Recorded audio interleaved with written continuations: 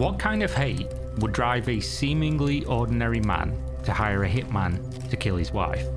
Not once, not twice, but 3 times.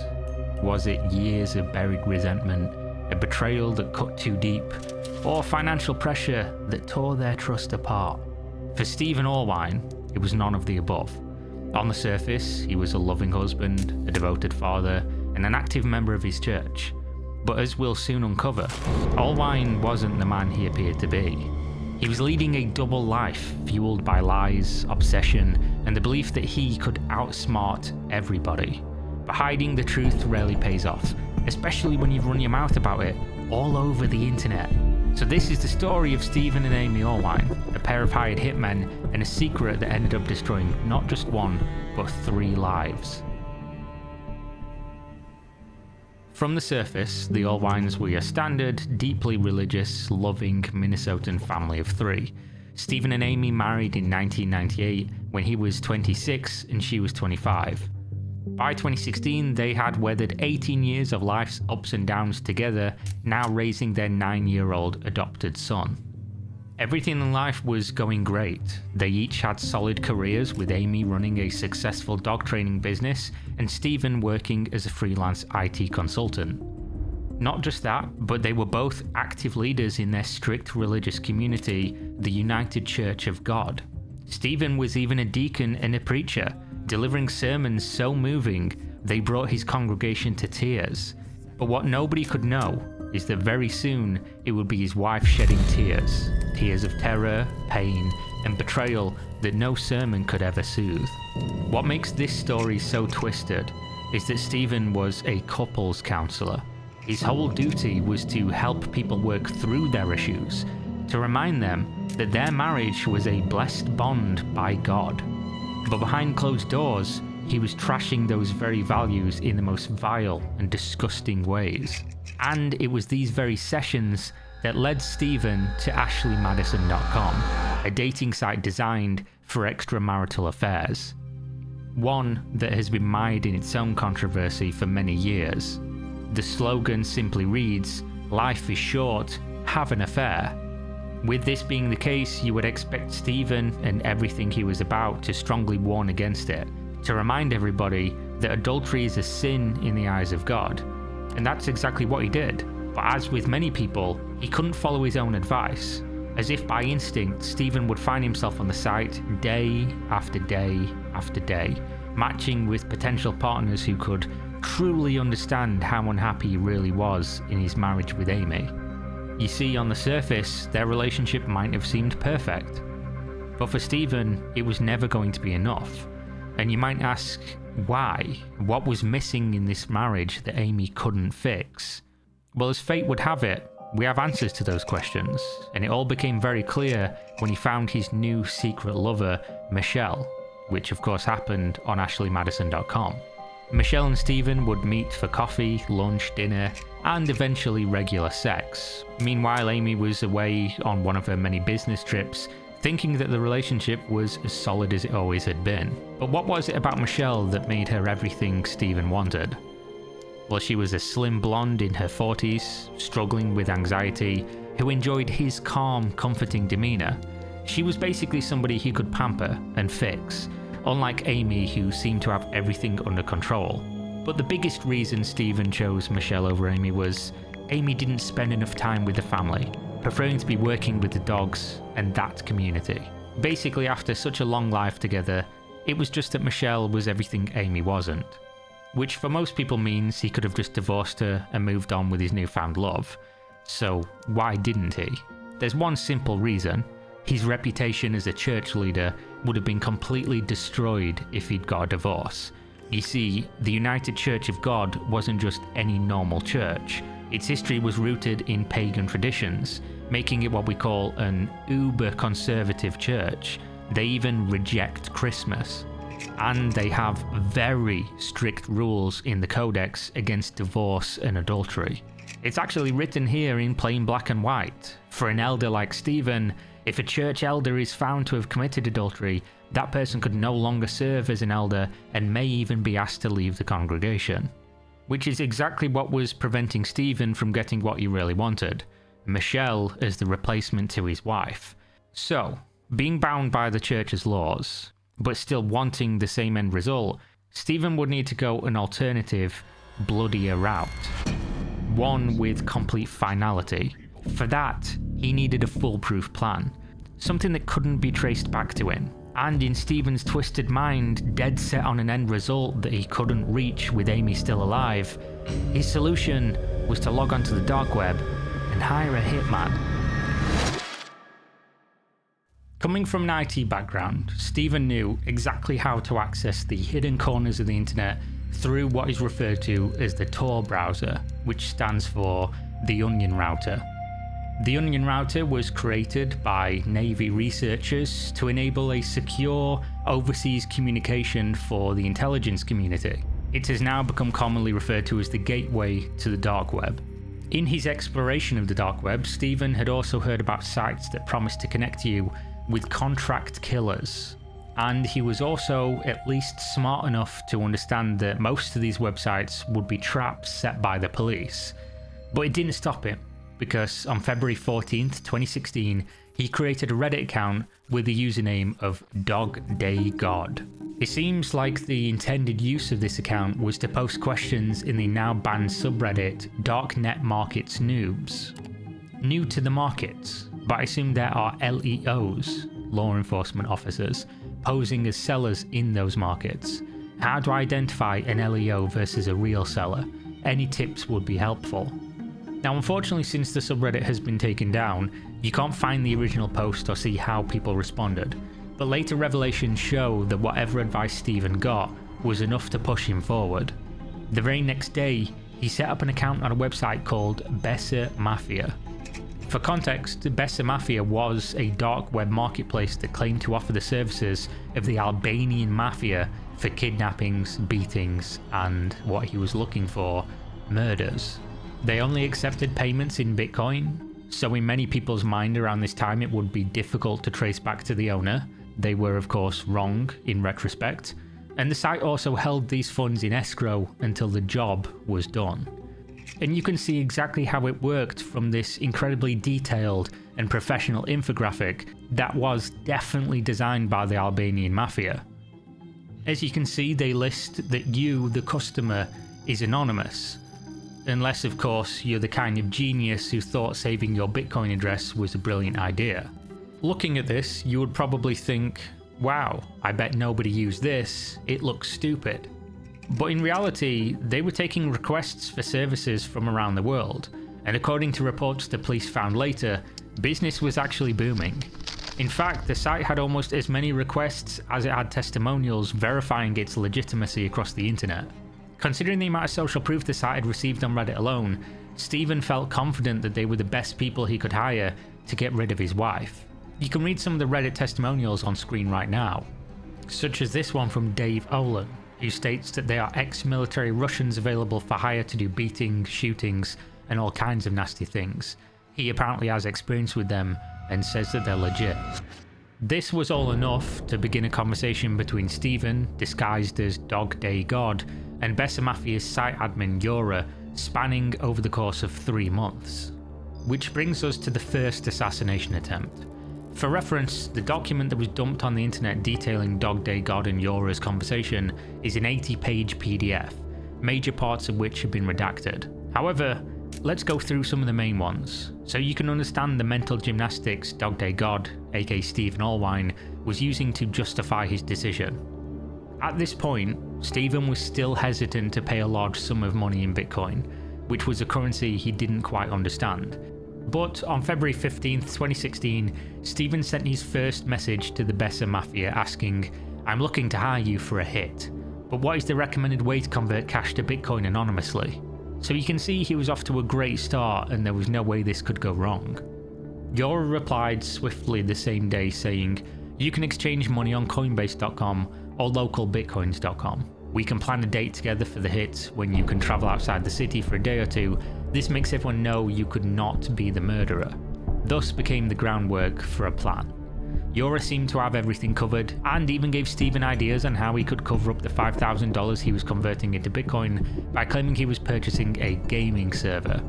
This convinced Stephen to move to the next phase, really planning the hit on Amy. In his next email on February 16th, he wrote, "The target will be travelling out of town to Moline, Illinois in March, but that is about a 3-hour drive from Chicago.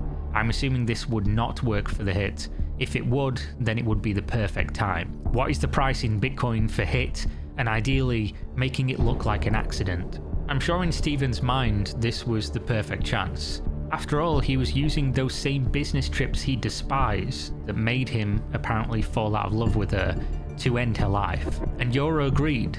They were 100% on board, at least for now. He replied back to Stephen with a lengthy email mentioning all the different methods that could be used for carrying out the hit, and how much each of them would cost. The plan was slowly coming together, and Stephen had warmed to the idea of a hit and run. Hit and run is what I was thinking would be the easiest accident, and that would work fine. So can we say 15 Bitcoin for hit with a car and ensure fatality? The email ends with Stephen stating he was in the process of exchanging and tumbling coins, which means he was sending coins around multiple areas to obfuscate ownership and try to remove any link back to himself purchasing those coins legitimately. The equivalent to walking through the snow and then using a leaf behind you on the footprints to try and mask where you were going. Their correspondence continued from here, with Dog Day God aka Stephen asking Yora to hold his Bitcoin in a third-party escrow service outside of Bessa Mafia, revealing his clear fear of getting scammed. But clearly he got over everything pretty quickly, because on March 3rd, 2016, he sent the following message with the subject line, "Trust. Okay, I did some research, and everything that I read says that you guys are real and can carry out what you say you can do. For reasons that are too personal and would give away my identity, I need this bitch dead. So please help me." At this point, it had been going through Stephen's mind for so long that I'm sure he was just fantasizing about the day when things would happen. Being so far deep in the plan already, it was unlikely he was going to pull back. And every little thing Amy did was probably spurring him towards action. Which meant that Stephen was ready to pull the metaphorical trigger. In another email designed to reassure Stephen, Yora would write, "I see you have added 15.5 Bitcoin to your account. Please place your order by clicking on the order button and give us the specifications." The rest of the email covers Yora asking for a date for the hit and urging Dog Day God to get out of town on that day. And after all of that, with Stephen's doubts being put to rest, he finally hit the button like ordering a package from Amazon. Only for this, it was a hit on his wife. The finer details were that he was going to have her killed while she was driving down to Moline, Illinois airport, but that wasn't really shocking since he'd been planning it for over a month. What was really surprising was the story he came up with to mask his identity, because on the next page he wrote, "This bitch has torn my family apart by sleeping with my husband, who then left me, and he's stealing clients from my business. I want her dead." Which a psychologist might point out that maybe this was how he was trying to handle his guilt, because this was the exact opposite of what was actually happening. It's impossible to tell whether he wished the roles were reversed and that she deserved this, or perhaps he was really just that sadistic. Realistically, it was probably his guilt. Either way, he ended the order by saying, "This is the 13 Bitcoins. If it can look like an accident, then you can have the rest." He included in the email Amy's description, photo, and the make and model of her car. Yora swiftly acknowledged the order in the next email, and informed Dog Day God that the hit would take place on the night between 19th and 20th of March. It would be a hit and run, as discussed, and the hitman would carry a gun with him to finish the job if she didn't die from the crash. Yora also asked if there was going to be a companion in the car, at which point Stephen wrote back, "She will actually be driving down from Minneapolis through Cedar Rapids to Moline. She will have a companion with her, but no one that I care about," showing yet again that he hated Amy's community almost as much as he hated her. At that point, it was all set in motion. They just had to wait. And while they were waiting, they continued to converse back and forth, right up until the day of the hit, with Yora continually providing excuses as to why carrying out the hit might be difficult on the 19th or the 20th. Stephen was of course antsy, and when the fated day arrived, he asked if the hit had been done, at which point Yora explained, "No, not yet. The hitman has followed her, but he did not have the chance to do the hit yet. He needs to be in a position where he can hit her to the driver door to make sure she dies. In worst case scenario, this can be done by a sniper, shot to the head, and that's it. At this stage, it should have been clear to everybody that this was probably not going to happen, especially since Yora kept replying with more and more excuses, continuing to push Stephen for more and more money so that they could carry out a hit the more efficient way, which was odd. Stephen by this point was growing more frustrated by the minute, but decided to give Yora another chance to honour their deal. On the same day of March 20th, with time seemingly running out, Yora would offer a proposition that immediately got Stephen's interest back. We don't usually ask this because we're not interested in the reason why people are killed, but if she is your wife or some family member, we can do it in your city as well, making it look like an accident or a robbery. Yora had likely caught on that Dog Day God was indeed a man and not the scorned co-worker he claimed to be. But Stephen was too giddy at the prospect of cooking up another assassination plan to worry about that. He would then nonchalantly respond, "Not my wife, but I was thinking the same thing. How much would it be to kill her at home and then burn their house so that they cannot tell if anything was stolen? I'm not sure if they have anything worth stealing." Clearly, as time was going on, Stephen was getting more and more desperate, as well as more unhinged. Was his life really that terrible that he would elect to have his own house burned to the ground rather than spend another single second with Amy? But as we would later learn, the house was only a tiny sacrifice compared to the fortune he was aiming for. So the next set of emails was just Stephen giving Yora information about Amy and her, but of course their house. He even mentions their address in one email, which sounds like a great thing to do, right? To give your address to strangers on the dark web who claim to be the mafia and potentially killing people in that home. But Yora, of course, was keen to extract more money from Stephen, another 10 Bitcoin at this stage for burning down their house. Even after being duped out of his money once, Dog Day God would agree immediately and send the extra funds the next day. Almost as if he'd forgotten he'd already paid for this murder once already. They worked out the details again, deciding that on Thursday, March 24th this time, the Allwines home would be burned down with Amy still inside. Stephen even suggested starting the fire with the gas cans out in the garage, while trying a bit too hard to stick to his story. I know her husband has a big tractor, so I suspect that he has gas cans in the garage, but I do not know that for sure. He must have felt like he was really slick, like he was getting one over on the assassins. But as Thursday, March 24th came and went, with no fire, no break-in, nothing, just like last time, Yora had gone radio silent right before the big day and came back the next day, citing more excuses. The hitman had problems trying to get to the location and asked if the hit could be carried out another time. Stephen tried to be understanding, but his impatience was getting the better of him. Despite this, he was still willing to give them one last chance. The ultimate example of sunk cost fallacy. After all, if they succeeded, he would have the means to start a whole new life with his new lover Michelle and his son.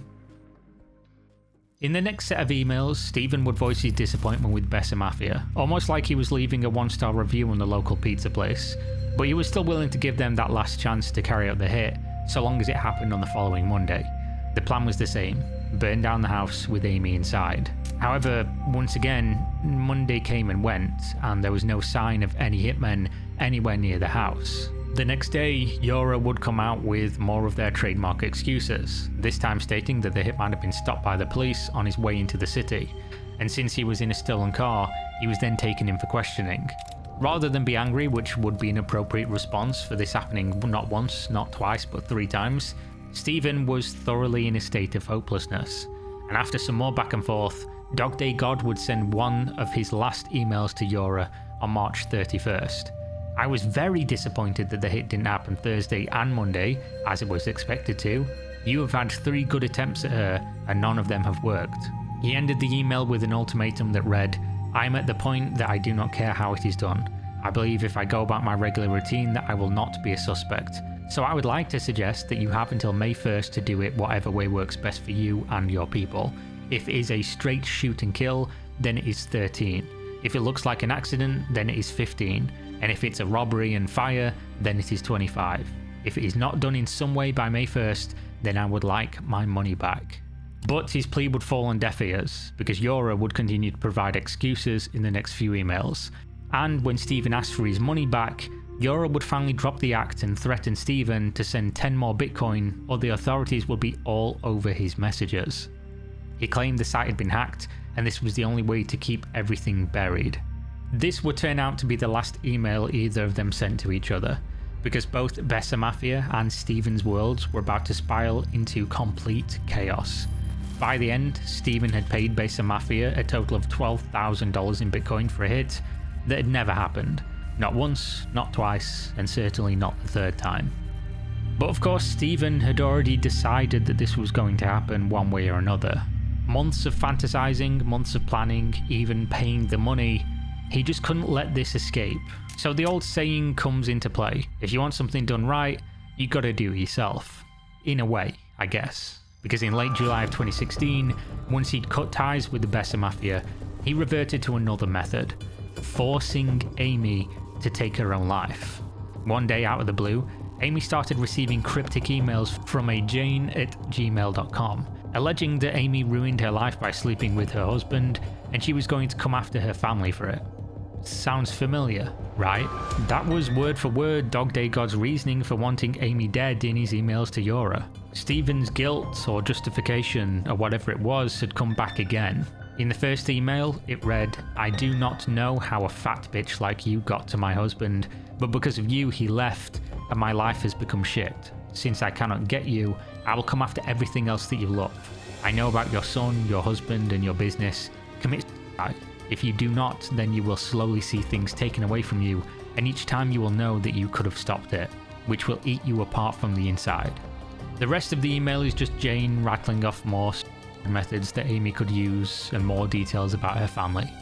Amy would receive a few more emails from Jane in the following days, where Jane would continue to indicate that she had eyes on the Allwine house at all times, with comments about her son. "I saw last Friday he was wearing a bright pink shirt."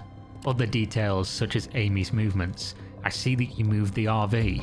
But when Jane, which was of course Stephen, realised that Amy was no closer to taking her life now than she had been before receiving the emails, he quickly scrapped the idea, but not before making it a part of his most twisted plan yet. He'd come too far. He was never going to stop. After the emails failed, Stephen and Amy would go on to enjoy a quiet few months where no incidents took place and no assassinations were planned. But on November 13th, 2016, the Cottage Grove PD would receive a harrowing 911 call from the Allwine house. The person in this clip was Stephen Allwine, accompanied by his 9-year-old son. 911, what's the address of the emergency? I think my wife shot herself. There's blood all over. Shot herself with a gun? It looks like it. Amy Allwine was dead. She'd taken her own life, apparently. However, Stephen didn't know where she had shot herself. The only thing he could comment on was the blood pooling around her head. Does she still have the weapon? I don't know. We just got Where did home she shoot here. herself? I don't know. I just saw her in blood. Meanwhile, he was busy consoling his son and only went back into the room once the operator told him to check if Amy was breathing. Okay. Do you see her right now? No, I'm with my son. Sir, do you know if she was breathing at all? I don't. I Okay, just got back from dinner. Okay, would you like to check on her and see if she is, or do you believe that she is beyond help? Stay there for just a second. They want me to go check on her. Hang on. A few minutes later, he'd be back on the phone to deliver some more tragic news. She Okay. is not breathing. I can't tell where she's shot.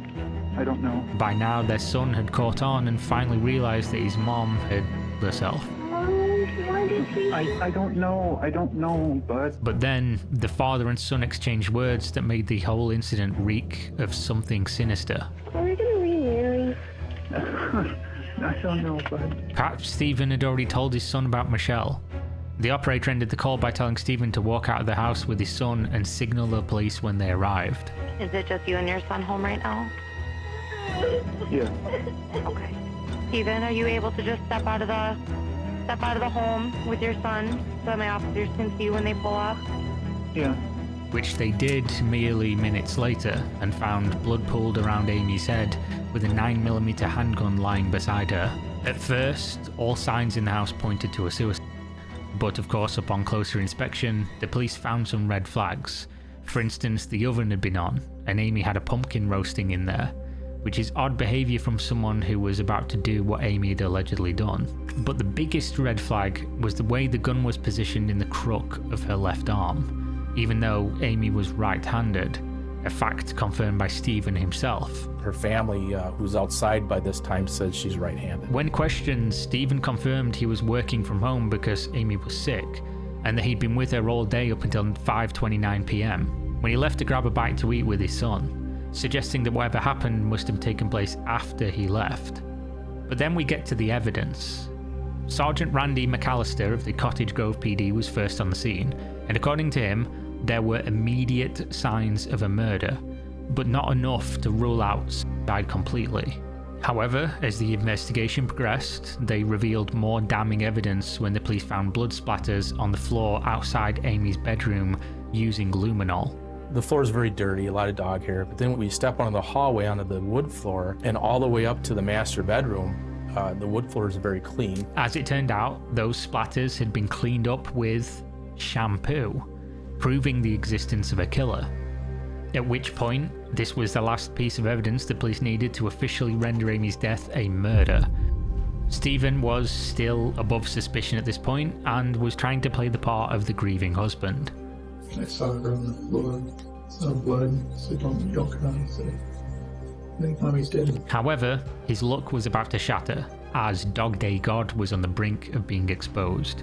You see, the FBI had reported a murder plot against Amy Allwine to the Cottage Grove PD back in May of 2016. A plot, of course, orchestrated by Dog Day God and the Besser Mafia on the dark web. They knew the whole time. As it turned out, the Besser Mafia site had been hacked, and the entire conversation between Yora and Dog Day God had been leaked.